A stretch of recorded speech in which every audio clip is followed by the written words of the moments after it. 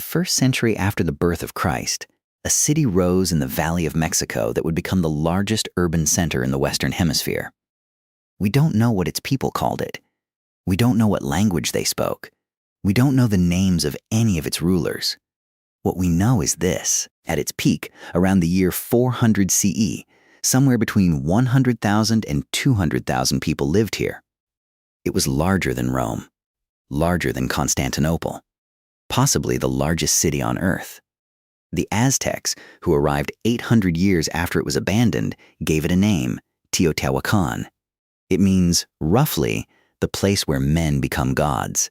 They had no idea who built it. They only knew that it was ancient, that it was vast, and that something immense had once happened here.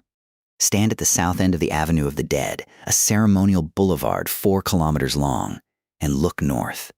On your left, the Pyramid of the Sun, the third largest pyramid in the world by volume, 65 meters high, built without metal tools, without the wheel, and without draft animals. On your right, smaller but still massive platform temples stretching as far as you can see. At the far end, the Pyramid of the Moon. This was not a city that stumbled into existence. This was planned, built with intention, laid out along astronomical alignments. The Avenue of the Dead is oriented exactly 17 degrees east of north, aligned with the setting of the Pleiades star cluster on specific dates of the calendar year. The people who built Teotihuacan understood engineering, astronomy, urban planning, and long-distance trade. Obsidian workshops have been found throughout the city. Teotihuacan controlled the finest obsidian deposits in Mesoamerica and traded its products as far as Guatemala. This was the most powerful city in the Americas. For 500 years, nothing in the Western Hemisphere came close. And yet, we know almost nothing about who ran it. Every other great ancient civilization, Egypt, Rome, Mesopotamia, China, left behind kings, pharaohs, emperors, named rulers with portraits, inscriptions, boastful monuments. The art of every ancient civilization is full of the faces of the powerful. Teotihuacan has almost none of this. There are no royal portraits, no inscriptions naming rulers, no victory monuments showing a king crushing enemies underfoot. The massive pyramids and temples are anonymous, dedicated to gods and astronomical forces, not to specific people. This is so unusual that historians have debated for decades. How was Teotihuacan actually governed? Was there a king? A council of priests? A collective of merchants? The murals that survive, and there are thousands of fragments, mostly show religious scenes, feathered serpents, rain gods, jaguar spirits, flowing water. They show processions and offerings. They don't show rulers. One theory: Teotihuacan may have been governed by a collective, a council rather than a single king. This would explain the absence of royal portraiture. It would also, as we'll see, explain something about how the city eventually died. Beneath the Temple of the Feathered Serpent, the most elaborately decorated building in the city, archaeologists in 2003 discovered a tunnel, sealed for 1,800 years.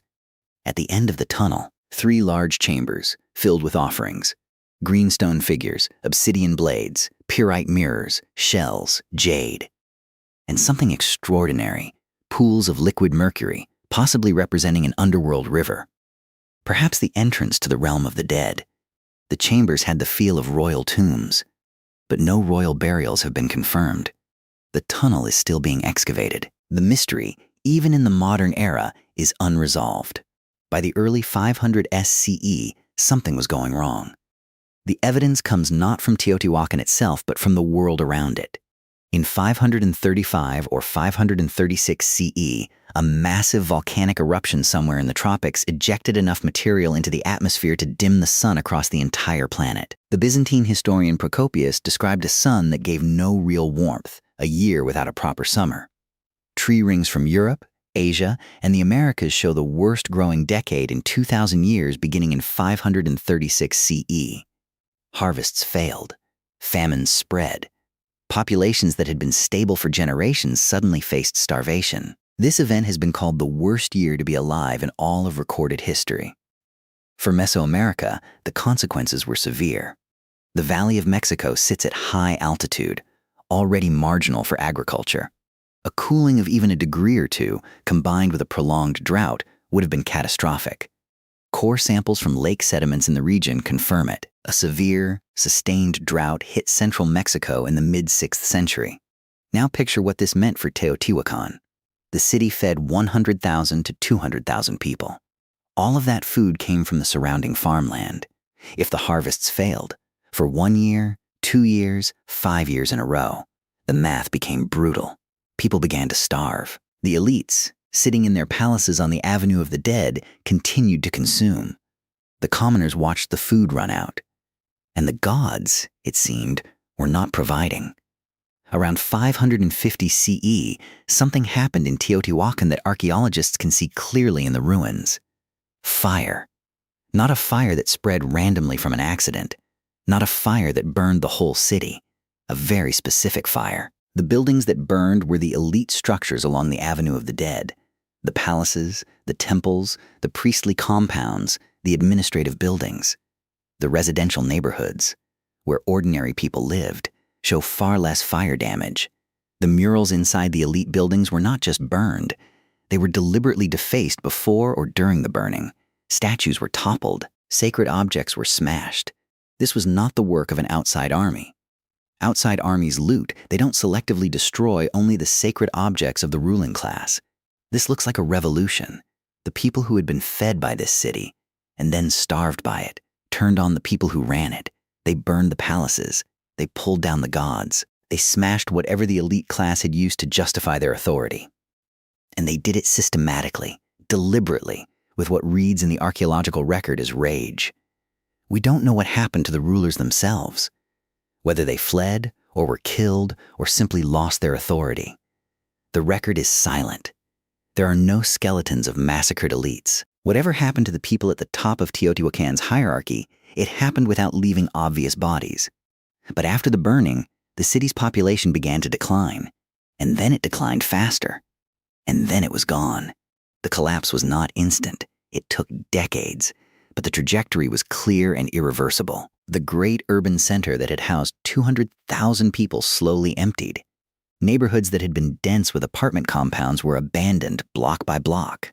The obsidian workshops closed. The trade networks that had connected Teotihuacan to cities 1,000 kilometers away went silent. The Avenue of the Dead fell quiet.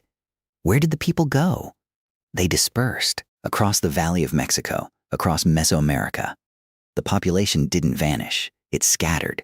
Some probably migrated north, some south. Some joined smaller communities throughout the region. There is something almost impossible to comprehend about this. The Pyramid of the Sun is still there. The Avenue of the Dead is still there. And yet the people who built all of this, who maintained it for 500 years, they left. By 700 CE, Teotihuacan was essentially uninhabited. For 800 years, Teotihuacan sat mostly empty. Other cities rose and fell in Mesoamerica. But Teotihuacan itself was a ruin, vast, silent, and slowly being reclaimed. And then, around 1300 CE, the Aztecs arrived in the Valley of Mexico. They found the ruins of Teotihuacan, and they didn't know what to make of them. The pyramids were so large, so precisely built, that the Aztecs concluded no human civilization could have built them. They must have been the work of giants, or of gods. They named it Teotihuacan, the place where gods were made, and they built an entire mythology around it. Their creation story held that the current world, the fifth sun, had been created at Teotihuacan when the gods gathered there and sacrificed themselves to set the sun moving. Aztec emperors made pilgrimages to the ruins. They collected objects from the site and brought them back to their own temples. A ruined city they could not explain became the sacred origin point of their entire civilization. The people who had actually built Teotihuacan, their identity, their language, their history, was completely unknown to the Aztecs, and it remains largely unknown to us today. In 2003, a heavy rainstorm opened a sinkhole at the base of the Temple of the Feathered Serpent. A Mexican archaeologist named Sergio Gomez Chavez investigated and discovered the entrance to a tunnel that had been sealed for 1,800 years.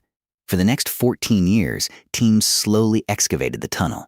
It ran for 137 meters beneath the temple. At the far end, 3 large chambers filled with thousands of ritual offerings. Greenstone figures, obsidian blades, jaguar bones, rubber balls, wooden objects perfectly preserved. And the mercury. Pools of liquid mercury on the tunnel floor, possibly representing an underground river, a threshold to the underworld. The chambers looked like royal tombs, but no bodies were found. The tunnel is still being excavated. Teotihuacan is still being understood.